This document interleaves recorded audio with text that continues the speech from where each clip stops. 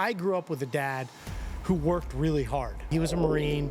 He was fixing the lawnmower in the evening. He was underneath the truck. He was doing something to fix the house. And he always cracked a beer at the end of the day. And that was like, he earned a beer. And I like that. I like that mentality. I really love the outdoors. I love our farms. I like spending time in the wilderness. Every time I turned around, I'm driving a truck somewhere. Or when I think of all the memories I had growing up, my dad was taking us somewhere in a truck. So I was like, man, we're big truck.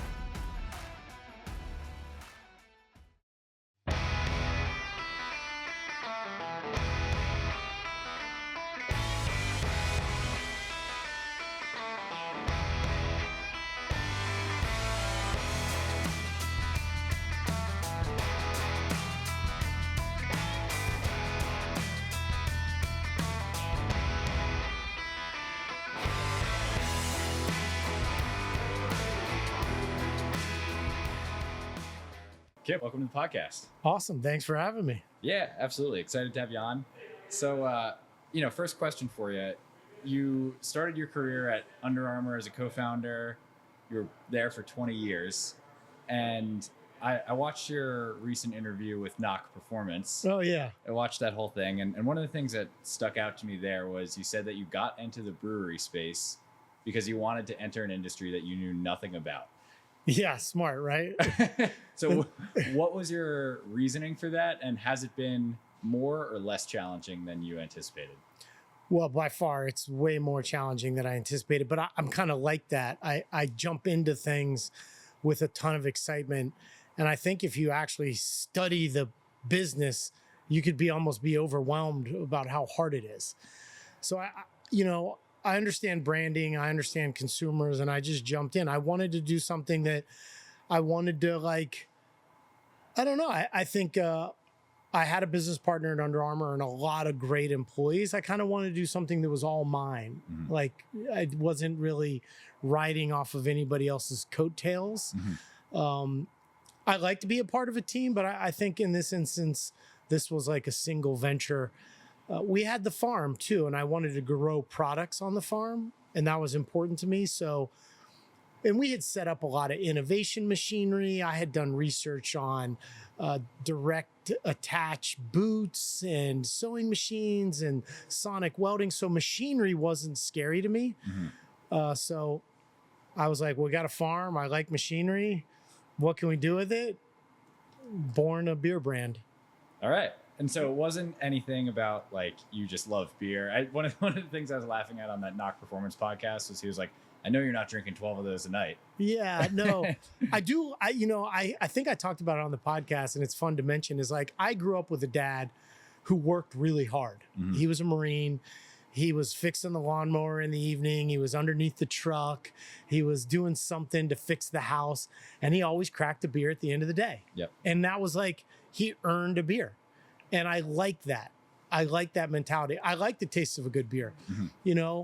I like to be fit. I like to be conscious about my health. So, I try to regulate like how much am I going to drink, yep. But I wouldn't consider myself like a beer fanatic, mm-hmm. But I did study the market, and I traveled to San Diego, to Portland, up to Maine, to Vermont, Burlington, and I went to all the best breweries. Mm-hmm. So that was really cool to see the beer that other people were serving customers, and then try to ask myself, well, what do I want to stand out for? Yep. So I saw some of the best tap rooms in the world. So what were some of the learnings from those travels that you've tried to apply to Big Truck? Be different. 100%. The successful ones, and I don't want to list out the names, but they're pretty popular, and people stand in lines and wait until some beer drops, and yep. They're in these far off places, and people love the tap room and the beer. But they all did something really unique. They stood for who they were, mm-hmm. And I can't fake it. That's just not who I am. So I was like, I really love the outdoors. I love our farms. Mm-hmm. I like spending time in the wilderness. Every time I turned around, I'm driving a truck somewhere. Yeah. Or when I think of all the memories I had growing up, my dad was taking us somewhere in a truck. So I was like, man, we're big truck. And it felt different and unique, and it was right for us. Yeah, well, I think that's a really important point that, on the agency side, we see a lot of brands that miss that, where they just are so afraid to actually stand for something and create a brand. And one of the things that we talk about all the time is the best brands are somewhat polarizing. Yeah. Like they're very clearly for a certain segment of people, and they're very clearly not for another segment. So It's the sharp point. Yep. It's the sharp pointing of the pencil. And the pencil is really dull. It doesn't write well. But when you sharpen the pencil, and that's your point of view to the market, that's your ability to deliver a message that's uniquely yours. That's the sharp point.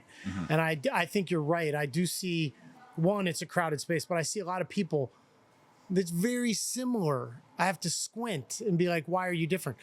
When you start talking about the liquid's kind of all the same. Yep. So what's your brand stand for? Yeah. Well, that's another thing that we find too. It's like, we talk to a bunch of different breweries and wineries and distilleries all the time. And when people come to us, they're like, oh, my beer is so good, it's going to sell itself. And we're like, dude, no, it's not.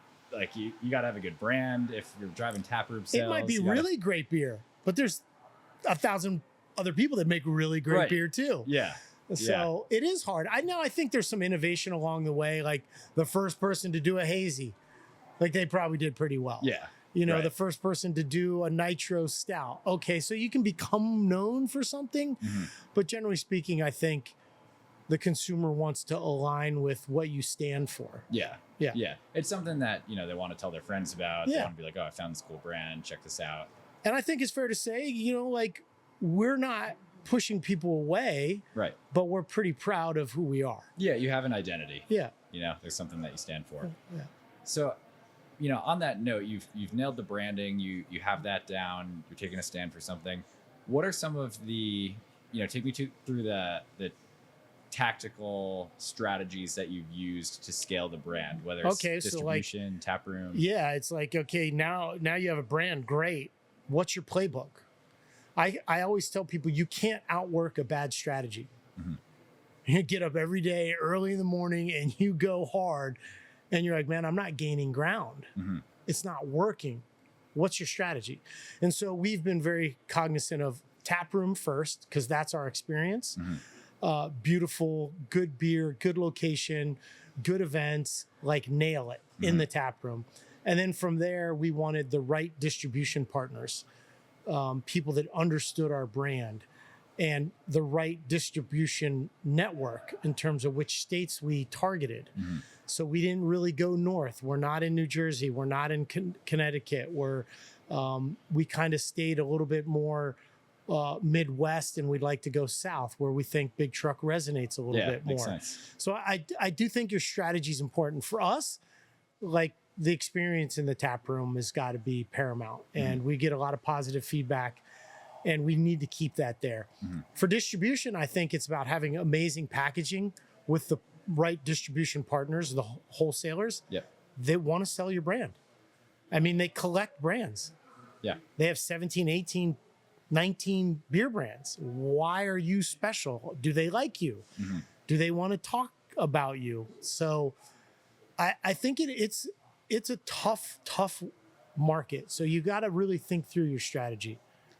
And how do you go about finding the right distribution partners? Is it almost the same as hiring an internal employee where you're just interviewing? It's interviewing. Yeah. Now we adopted a little bit. I got some really good advice from some people that were in the beer industry. And I think that's really part of your strategy is you have to listen and you have to talk to people that know more than you. So not knowing the space, I spent a lot of time with people that did know the space. And I landed on this idea of bud to bud. And so we focus on Budweiser distribution. They're in the stores a lot. They have a lot of power in the stores because they have a lot of volume. The downside is you could be a little small and you have to like get them excited, but they have a really good distribution network. So, but that doesn't mean every Bud distributor is created equal. Because there's some good ones and there's some not so good ones. So you do have to go on an interview and like, is that craft beer manager inside that distributor good? Because they could be a great distribution company, but the actual craft beer manager, he's not sophisticated. He's not motivated. He's really only focusing on one or two brands. Yep. So you almost have to find the people inside the company, and you got to make a relationship with. They got to like you, know you. Yeah. So it is hard, though. I mean, I'm making it sound like we have all the answers. We do not, and we're hitting our head around every corner, but we're committed to it. Yeah. Yeah. It sounds very similar to, I mean, we hear that on the agency side. A lot of people have had bad experiences hiring agencies. I'm sure you've probably been through this as well, where the agency might have a great reputation, but it all depends on the account manager and who's actually working on your account inside that agency. So yeah, it sounds very similar on the distribution side of things. And sometimes those account managers change. Right. So you go with this agency and then, he takes a job at another agency and now you're left with somebody new. Yeah. And so that turnover in the beer industry is actually the hardest part. They move around. You have some people that have worked at some distributors for a long time, but the younger kind of craft beer, they seem to move around a bit more, and that makes it difficult. You sign with them, a couple years later they're gone. Yeah. So you really got to the ladder. A little bit. Yeah, and I understand it, but it makes it difficult for the brands. Yeah, it makes sense. I want to dive into your actual day-to-day a little bit, because one of the other things that you mentioned on the Knock Performance podcast was you like to do a lot of the, I don't want to say menial tasks, but you like to work in the day-to-day a little bit as you're starting the company. I worked in the tap room. Yeah. And at Under Armour, I ran the forklift. Right. You mentioned you cannot understand the job unless you've done the job. Now, I'm not in here every day, scrubbing the toilets, but I have scrubbed the toilets. Right. I have, taken orders from customers. I've worked in the brewery. So I do enough of the little jobs. I would say I have a really good team right now. And so they kind of push me out of it. Yeah. They get nervous when I'm around. Yeah. But I would say as an owner, it's important to do every job, and get reacquainted with that job every now and then. Yeah. If that makes sense. I think it's very easy to get disconnected from what your team is going through on a day-to-day basis and just shout down from the top. And it kind of can create some resentment from people, from your team, when they feel like you don't understand what they're going through. I do it, and I know it can be frustrating. I also try to think about what's going on below me. The big part about, it's hard to have good employees, and so you got to take care of the ones that are good. Yep. And you got to kind of weed through some ones that aren't. At the end of the day, you can't do it all. So I think we have a good team. I like to attract more people. I mean, anybody listening to this and they want to come work in the beer space, hit me up, but you better be damn good. Yeah. Because I have zero tolerance for people that are lazy. They talk a lot, but don't do a lot. It's it's hard today, man. It's hard. It's a tough one. I'm trying to be nice about it. No. This is what we're here for. This is the Kip that we wanted to hear. Yeah. So this is a good segue into probably the question I was most excited to ask you. All right, I'm dying now. So this is a direct quote from someone on your team. This is from the American Made episode. Okay. Kip brings an intense energy that I've never seen in another human being. He's like a force. If you work with Kip, he's going to push you really hard, and that's not for everyone. But if you can handle it and you can try to keep up, you can go on this ride with him, and you get to the point where you realize, okay, I can put up with some Kip storms every now and then because it's worth it. So there you go. American Made. That was a good show. No, I mean, I think I worry about that. That my anxiety revolves around that. Around being how the fuck too do intense, I push hard and get what I want without getting people to shut down and not want to be around me? So it's a balancing act that you're always sharpening it. I sometimes I'm good at it, sometimes I'm not, but I think most people could use a little bit more of that intensity. I think, and I'll speak for myself personally. I get very worried about turning people off or being people too feel intense. Good. Yeah, Kind of. Yeah. Making people feel good. Yeah. And it gets in the way of making smart business decisions sometimes. So I have this quote that I don't know who said it, but I came across it, and I shouldn't say this.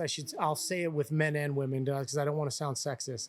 But it says unreasonable men and women have made the world.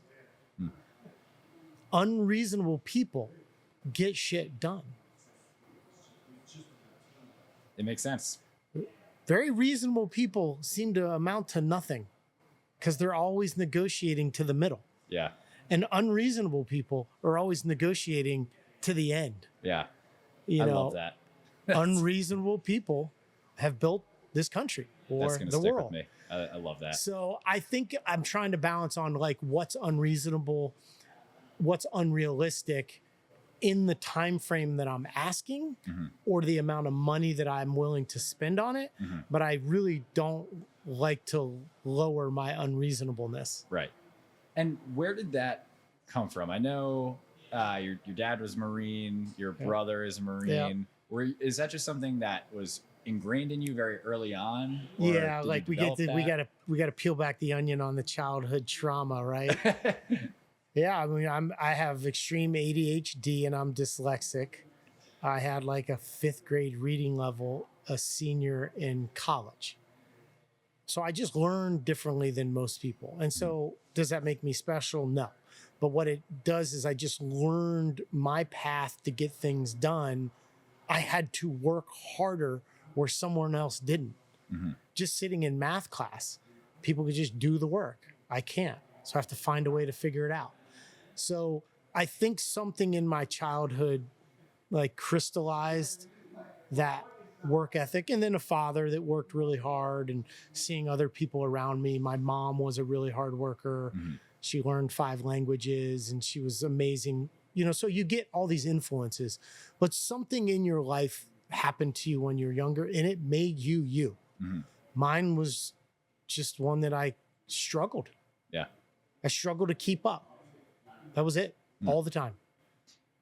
Why do you think that you developed into the type of person that you are, who's a go-getter and super intense and, you know, really gunning hard to be successful when other people might have had the exact same experience and they would have used it as an excuse and not gotten anywhere close to what you've done? Yeah, I think Pavlov's dogs, right? Positive reinforcement. Along the way, if anybody's doing anything difficult and there's not a nugget of positive reinforcement, it can be deflating.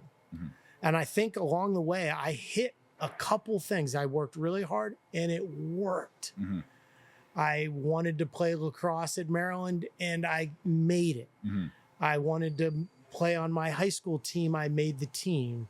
I wanted to get in to a certain program at school, or you wanted to run a marathon. Along the way, if you get a couple, you're not going to win them all. But if you get a couple, you get positive reinforcement. And I think that positive reinforcement sits in the back of my head. Like, I know it's going to suck, but along the way, somewhere it's going to work. Yeah. I don't know if it's the same for everybody else. And maybe they didn't get that positive reinforcement. They tried really hard and they didn't get someone that said, great job, or maybe they won 1 out of 10, and maybe they lost 10 out of 10. Well, I think that's where having a strong work ethic comes in handy, because I think anybody would stick with it if they got that positive reinforcement, but without a strong work ethic and persistence, you don't stick with it long enough to receive that first nugget of positive reinforcement. Yeah, we're being swarmed by bees in the brewery. It's pretty funny. Clearly we got a beehive somewhere. Makes for a better episode. Yeah, I think the time horizon in which people want things to happen is really out of whack. Instant gratification can be really damaging to work ethic. I have this rule of thumb in business that it's 8 years, and after 8, you'll know if it works. Yeah. 2, you're still figuring it out. 4, you've just started to figure out how to optimize it. Yeah. By 6, you really actually have connected the dots. So maybe by 8 it works. Yeah. So are you willing to put 8 years into something? That's my rule of thumb. If you're willing to put 8 years into something, I think you have a high chance of succeeding. Yeah. If you're only willing to put in 10 months, what the fuck are you going to learn in 10 months? Right. Right. Yeah. I mean, most people won't put in 8 weeks. I'm talking about 8 years. Yeah. Yeah. So we're on 4. So We got 4 more. think, looking at everything we just talked about hard work and persistence, and, obviously that is a massive part of it. Nothing happens without hard work and persistence. How much of it do you think is that versus luck and timing? I think luck and timing is huge, but I think it's an excuse. Mm-hmm. I mean, the beer industry is under attack right now. It's a tough. There's a lot of people trying to do it. The consumer is changing flavors every day. There's a lot of spirit-based, non-alcoholic based. There's a lot of move towards healthy lifestyle that doesn't necessarily equate to beer drinking. Mm-hmm. So there's a lot of excuses, Yeah. right? Timing's not good. And I'm like, come on. Like, really? Yeah. There's still a lot of people that drink beer. Yeah. 100%. I mean, I walk our distribution partners and I see these bud warehouses, and I ask them, I'm like, geez, this is a lot of beer. And they're like, oh, that's only 4 weeks of supply. Jeez. Oh, you got 200,000 square feet and you only got 4 weeks of supply? It's a lot of beer to be sold. Yeah. So I think, and if you look at the macroeconomics, there's billions of dollars. Yeah. So yeah, I think timing is important. I think your brand is more important than timing. Yeah. Yeah. Well, I think too, to your point, if you stick with it through 8 years, you're going to make it through any macroeconomic cycle that happens. And eventually you're going to come out on the other side where the timing's a little bit better. Yeah. And you better have a long-term view of your finances. Mm-hmm. You better understand your profit and loss and be able to have some, down years or up years. You can't, you got to give it time to work the model right. Yeah. If you're week to week, I can understand you might only last 8 weeks. Yeah. So you really got to go into it with a thoughtfulness around the business economics. Mm-hmm. I think a lot of people dream, and then when they get involved in entrepreneur or startups, they realize that, oh shit, the dream is just a part of it. It's actually, do the business mechanics allow it to be successful? Yeah. Yeah. Yeah. I think a lot of people in this space get involved in it because they just really enjoy beer and making beer, and they don't think about how hard the space actually is. Yeah, it's tough. Yeah. I think I saw a stat about like 7,000 breweries opened over the last 7 years, and half of them are going to go out of business in the next 5. Yeah. Yeah. And I get calls every day with people trying to sell equipment. yeah, I mean, I see it in the Facebook groups, and people are shutting down left and right. It's crazy. It does seem to a degree though, like eventually the market will reach some kind of equilibrium. Yeah, I think it's starting to get there already. Yeah. I think it's probably the hardest it will ever be right now. That's for sure. And unfortunately, I think a lot of breweries are going to go out of business. Yeah, and we talked about that before we turned on the mics. It's like we're new. Yeah. We don't have a big footprint. Yeah. So we haven't we're not going backwards. Mm-hmm. You know what I mean? So some of the larger breweries or larger craft breweries, they've been around and they've shrunk, and now they're trying to revamp. They're trying to optimize. They're trying to be more profitable. They're looking at their product lines. We're lucky enough that we're new, so we're kind of still a little bit in that honeymoon phase. Yeah. Which I think is important, because if we're new now and we make it through, I feel pretty good. Yeah. Yeah.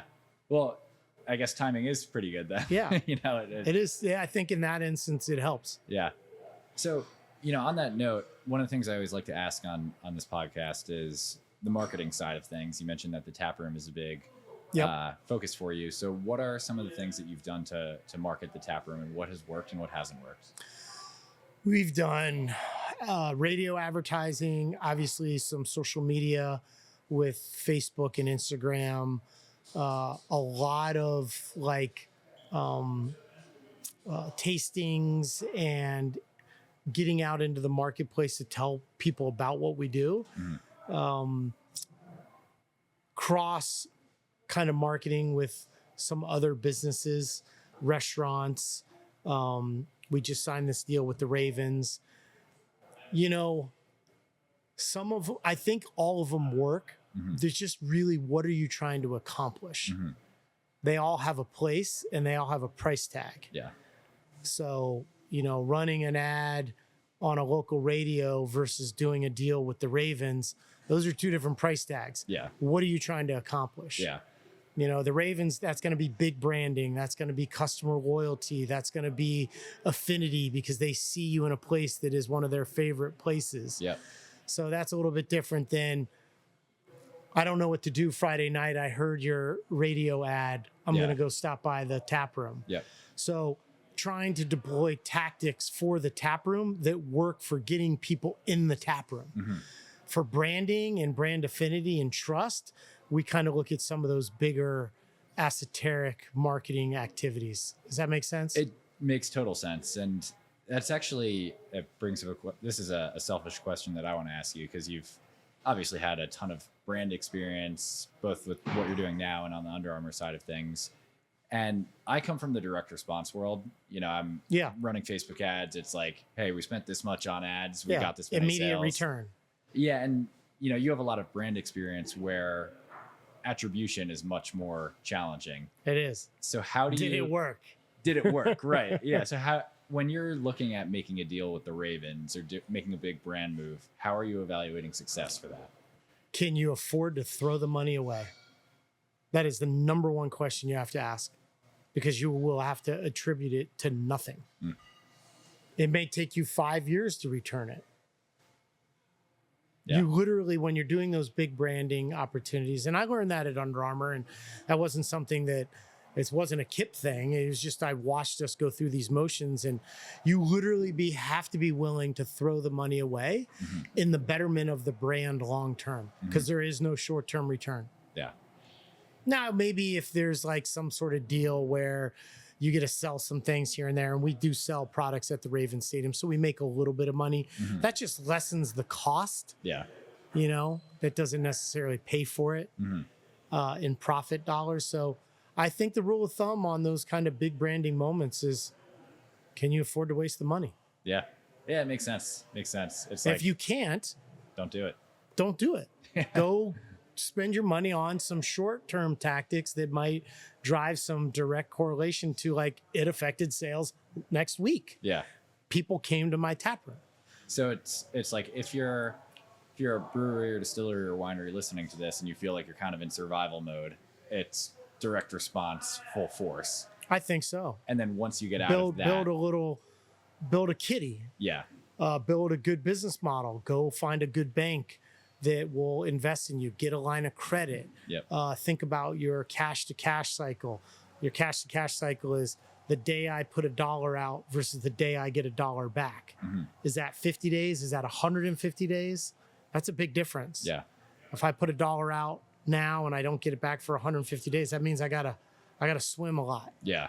Right. So I think I would build the direct model to kind of build confidence in yourself. Yeah. And then maybe try to make some guesses. Yeah. And be bold. But, you know, being bold is scary. Yeah. Doesn't always work. Yeah. 100%. Yeah. It's like, you just have to kind of build a strong foundation with the direct response. And then that's what gives you the at-bats to make the big brand moves once you have the cash for it. Yeah. And maybe there's little ways you can do brand stuff that, you know, like, you don't have to do the Ravens. Like, I'm a huge Raven fan. I think our customer's a Raven fan.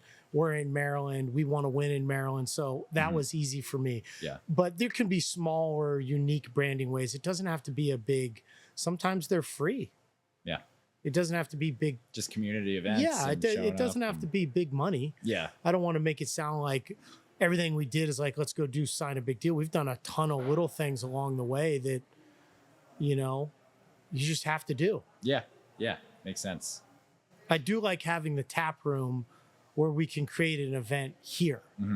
Well, I think this specifically makes people feel very connected to the brand. Yeah. 'Cause it's one thing to pick it up off the shelf and bring it home and, you know, drink some beers, but when you actually get to see where it's made and We get a ton of people drive from all over the place. yeah, 3 and 4 hours, 5 hours. We have people that order our cans, that collect cans. We have people ask us to send them empty cans. wow. Yeah, we got just people for the labeling. Yeah, you can sometimes you can find them on eBay. Somebody awesome. buys them and resells them, especially there's a group out in California that is the K5 Blazer group. They love blazers, so Yeah. they love our topless blonde, which is a blazer on the front of the can. So, That's awesome. it's nice to get those little wins that people, will kind of seek you out. Yeah. Yeah, absolutely. Yeah, I think having both is very important. Like so many people either focus on one or the other, distribution or tap room, and I think having both, they just kind of play into each other nicely. Yeah, I mean, it's definitely a different margin gain. That's the biggest difference. And the reason to buy, people will come, people are like, oh, you should do that beer in a can. It does really well in the tap room. I'm like, a tap room, someone can order it and not order another one. Yeah. When you buy a 6-pack or a 12-pack, you're stuck with all of them. Right. So what people try in a tap room is totally different than what people will buy at distribution. Yeah. Yeah. And so that's important. Yeah. We were actually talking with another brewery about that yesterday, and she was saying they do use their tap room as kind of an experimentation table for what they're going to distribute. But she kind of was saying the same thing. It's like, Yeah, I don't see that at all. yeah, it's, well, yeah, because like people you come can here to have experiment. flavors. Yeah, they come here and they hang out and they try 3 or 4 different ones. And yeah, maybe you have a clear winner and you're like, wow, we should put that in a can. But honestly, for us, spending time at distribution with our wholesale partners, what's working, what's not, what price do we have to be at, and then looking at the wall. And I learned this in footwear at Under Armour. You got 2.2 seconds to pick a shoe off the wall. Dick's Sporting Goods, 6 slats, 36 face outs. Yeah. You walk up to it. Do you pick Under Armour? Do you pick Nike, Puma, Yeah. Reebok, On, Hoka? What brand has the right flavor of brand identity, color, and features? It's 2.2 seconds. So that's exactly like the beer cooler. Yeah. Yeah. You walk up, you look, you see a bunch of color, you see a bunch of brands, some you recognize, some you don't. What are you in the mood for today? You gonna buy Puma? You're like, I never bought them before. Yeah. You trying it today? Nah. You go back to the old faithful. Yeah. With shoes, it might hurt your feet. And beer, you drink it. What does that process look like? The design process, and how do you get it to a point where you're confident in the design that you're ready to send it out to distributors? Yeah, that's a good one. It is an art with a little bit of science. Visual communication of brand identity is like, could be done 1,000 ways. And what works for one brand doesn't work for another brand. I mean, I could put a crazy dude with skeleton and look like Voodoo Ranger. Is it going to work for me? Probably not. Probably not, right? So I think the combination of what the brand stands for, what you're trying to communicate, obviously the flavor, the style, the color. Yeah. We're not into new labels all the time. Yeah. I can't stand it. And I think it's hurt the craft beer industry. Yeah. And they've confused the hell out of a consumer. Yeah. And they've overcorrected. The consumer has. And so Overcorrected by just sticking with the same beer all the time. Yeah. the cream is rising to the top. Yeah. The smaller getting smaller, the bigger getting bigger. Yeah. Makes sense. So, yeah, I think you just got to really think about it and don't do it half-assed. Like, put some time into it. Yeah. Yeah. That makes sense. And I guess once it's out there, right, it's out there to all your And you distributors. can change. Yeah. Yeah. We've learned. We have the Ravens can out right now. I hate it. I have to change it. So when you're evaluating that, I'm imagining that the way that you evaluate if it's the label or if it's the beer is if you get repeat purchases. If first time sales are down, but when people buy it, there's repeat purchases, that indicates that they like the beer, but not the label. Right? Yeah, it's a tough one. I mean, if there's no repeat purchases, you're not learning a lot of anything. Yeah. It could be your brand didn't resonate and they didn't buy. They bought, but they didn't buy again. That probably is like it didn't live up to what they thought. I think spending time in the retail store with that associate, those people are at the, I shouldn't say bottom of the food chain, but they're the closest to the consumer. Yeah. So they talk to them all day long. So we spent a ton of time when we were designing our label talking to not the distributor, but the person who's sitting in the retail store watching people shop. Yeah, I'm sure that's fascinating. I love it. Yeah. People watching at the mall, it's the best. We had a version of that. I've worked in e-commerce for the last couple of years, and we've kind of gotten into the brewery, distillery, winery space in the last 18 months or so. But there's a tool called Hotjar where you can watch people. Yeah, that's when you through your see site. how they navigate. Yeah, right? it's fascinating to see how people. And there's a lot of commonalities, pages. right? Yeah. I mean, between that and retail, it's like the same process. Yeah. So it's it's interesting. And I think you got to put it up there and look at it. And so, before against all the competitors. Yeah. How do you stand out? Yeah. What does your blue look like their blue? Are you too dark? Where's your logo? Yeah. What's your flavor? How do they read the percentages? Like, you really got to stare. And then you obviously look at the people that are winning. Yeah. Espionage is free. Right. I don't know why the Russia and China are paying so much for espionage. It's free. Yeah. Just take a look. Use your eyes. Just take a look. Use your eyes. Here's what we're doing. Yeah. Yeah. No, it makes sense. Drive around Montana. You see a bunch of missile silos. Like, you don't need to pay anybody. Well, and it's, I'd imagine that's kind of hard to control on the shelf too, because your beer is always placed next to different beers depending on the location. So it's it is. I mean, you have to work with your wholesalers that sell the distributors to get good placements, everything. You're low, it's not good. You're in the middle, you're great. Eye level, the best. Yeah. Who you're next to? You're next to Flying Dog? Are you next to RAR? Are you next to Union? Are you next to Bud Light? Are you next to Heavy Seas? Like, who you're next to is important. Yeah. So it does matter. And you can't control it all the time. I think once you get to chains, like a chain that has 100 stores, like a Wegmans or a Sheetz or a Wawa's, a chain store, they have a program. They stick with the program. Okay. In Maryland, it's very independent. So every liquor store is damn near different. Yeah.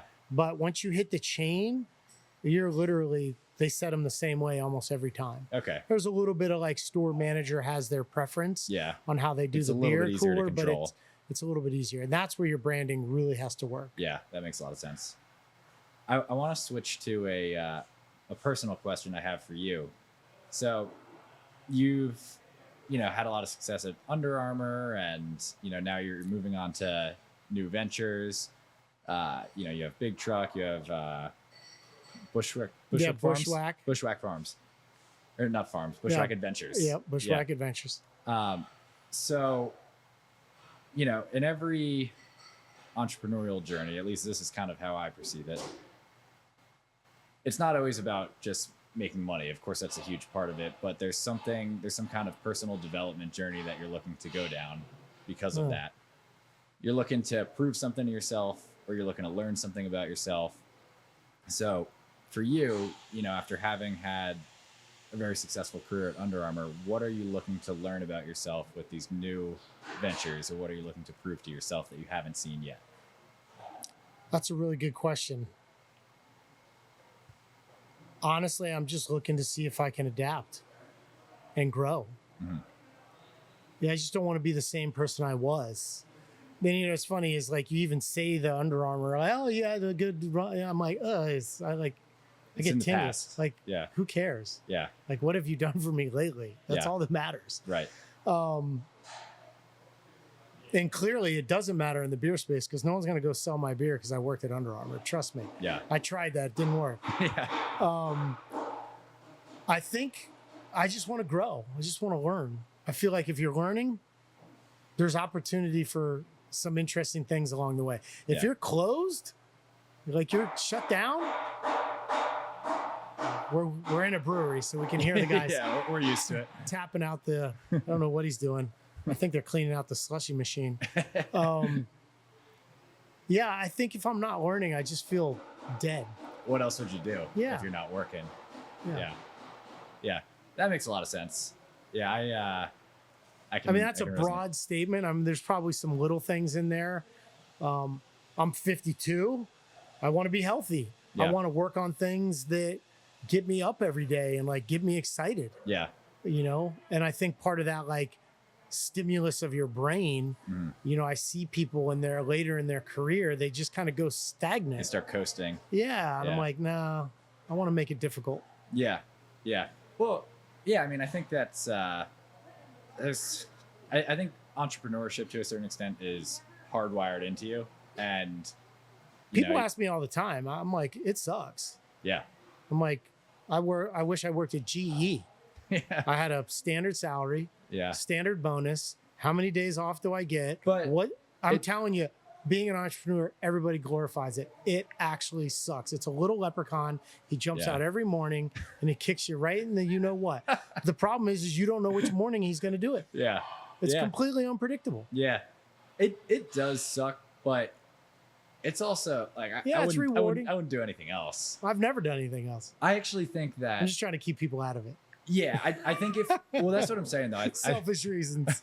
I think if you're not hardwired that way, or like, It's not like, for everybody. I've always, since I was a kid, I was like, I'm going to start my own company. Like, that's what I want to do. And I think if you're not wired that way, it will definitely suck for you and you're going to quit. But Yeah. you wouldn't do anything. You wouldn't work I've for never GE. done anything else. Yeah. Like, it's, you love this stuff. You hate it, but you love it. Yeah, maybe when I'm like 60, I'll take the job at GE. Nice, Maybe it'll come full circle. Stable retirement Yeah, income. yeah. I like it. I'll be at the bottom of the food chain. Well, I got one more question for you. I told Gage I was going to ask this. What's your workout and diet routine? Ooh, I'm just coming off a 48-hour fast. Oh, man. I Yeah, know no. you do the ice baths. Ice baths has like changed my life. Love them. If you laugh at them, that's only because you haven't tried it. Yeah. If No, if I've you've done them. They're tried great. it They're awesome. and you can stick with it, it's been huge. Yeah, just try to work out a lot. You know, try to be active. Like sitting around doesn't seem to sit well with me. So my workout is I do F45s, which is kind of this like amalgamation of like HIIT training. I lift a lot of weights just because I read an article once that after 50 you can't build muscle. You can only maintain. Yeah. So I was like, That's oh a bummer. shit, I'm close. Yeah. So yeah, and I think it's just not being lazy. Yeah. Like it's not really I don't like to skip. It's just like a big cop out. Like even if it's a long day, like yesterday I was up in New York, I took the train, I was up there at 5 a.m. I was back at 8, you know, and I'm getting ready to go to sleep. Like I just knock out push-ups. Yeah. Do Like something. just do something. Yeah. And most people don't. Right. Yeah. So Yeah. it's really easy to win. Yeah. They Yeah. they just don't. Just consistency. Every day for 8 years. There you go. You'll win. Yeah. Just got to do it 8 years. Yeah. No, I mean, gotta love the process. And I have 2 kids too. So part of me staying fit is actually more about showing them. Yeah. And it was something that I saw in my dad. Yeah. He's a Marine. He's out That's running. Probably the most valuable thing you could possibly pass on to your kids. It's just learn how I to be totally healthy. agree. Learn how to take care of yourself. Yeah. Put yourself first. Yeah. It's definitely not easy. I don't believe easy should be the consideration. I think people use the word easy and happy way too much. Mhm. Well, what the heck does that mean? I have no idea what easy and happy is. Yeah. I can be fulfilled. I can be respected. That's different than easy and happy. Yeah. Well, one of the quotes I always hear about that and happiness is people try to pursue happiness as if it's a constant state of being, but happiness is just an emotion and it's fleeting and It is. it comes, and and goes. goes. Yeah. Yeah. So it's what I've always heard Fulfillment is different. is fulfillment is different, right? Yeah. Yeah. You should aim to be content and fulfilled with your life, and you don't want to hate your life, but there's just No, going to you- be times when it's going to suck. Yeah. And that's No, you gotta do things you love, and if you're stuck in something that sucks, then you should probably get out. Yeah. Because stress will end up killing you. But I give you guys a lot of credit. It's a cool podcast. It's cool to see people get out and take on the industry, like you said. Appreciate it. Yeah. You know, it's tough, and I think for the brewery standpoint, and I'll probably speak for a lot of small craft brewers, we need people to help us. Yeah. I mean, that's that's what we're trying to do. Just get out, learn the industry, talk to people, and if it makes sense and they need help with their marketing. And I found in the brewing world is everybody actually is there to help each other. Yeah. It's very cool. We found and the too. footwear It's and great. apparel space is not like that. Yeah, I very can't call competitive. Nike up and be like, hey, so which countries do you manufacture your fleece in? Yeah. Like, Yeah. but you can literally I could call a brewer and be like, hey, what kind of yeast do you guys use for your IPA? Well, Yeah. they'll like literally talk to you right there. So for the community I'll give this community a lot of credit. Yeah. It's a great space. I Yeah. mean, I mentioned like we've only been in it for about 18 months now, and we've been blown away by just the hospitality Yeah, and friendliness. that's very cool. And, yeah.